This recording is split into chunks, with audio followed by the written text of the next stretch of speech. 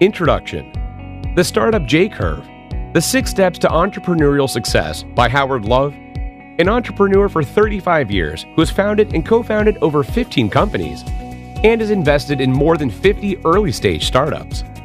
The Big Idea: Focus on where you are on the path.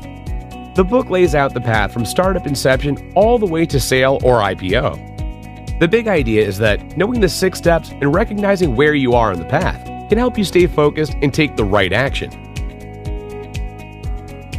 For example, don't worry about your revenue model when you still haven't proven that your product has traction.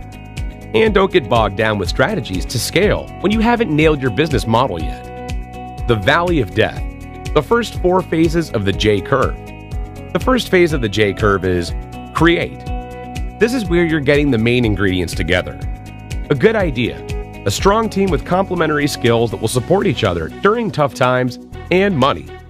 This is actually the best time to be raising money because you're selling the dream. When you launch, reality sets in and investors' pockets tighten up. The second phase is release.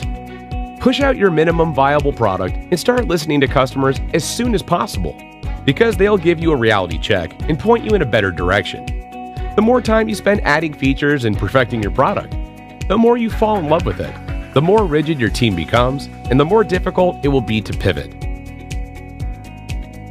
Which is the third phase. The author calls it morph to indicate that you may have to radically change your product. This is where you iterate through customers' feedback until you achieve product-market fit. The fourth phase is model. This is where you figure out your economics and nail your business model, making sure that as you grow, you will make more money.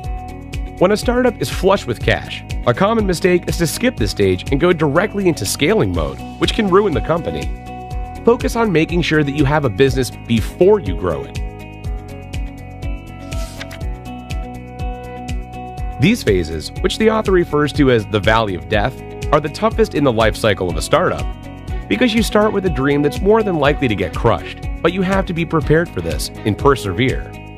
How does it all help in practice? The author gives a great example of an entrepreneur who started thinking about global expansion too soon.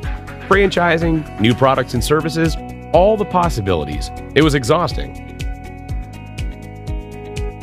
He was in the mindset of Phase 5, scaling the business, when in fact he hadn't even proved product-market fit, which is Phase 3. By refocusing on the right questions and tasks, the entrepreneur was able to execute without feeling overwhelmed and getting burned out. You want to first nail the product, then the business model, and then scale.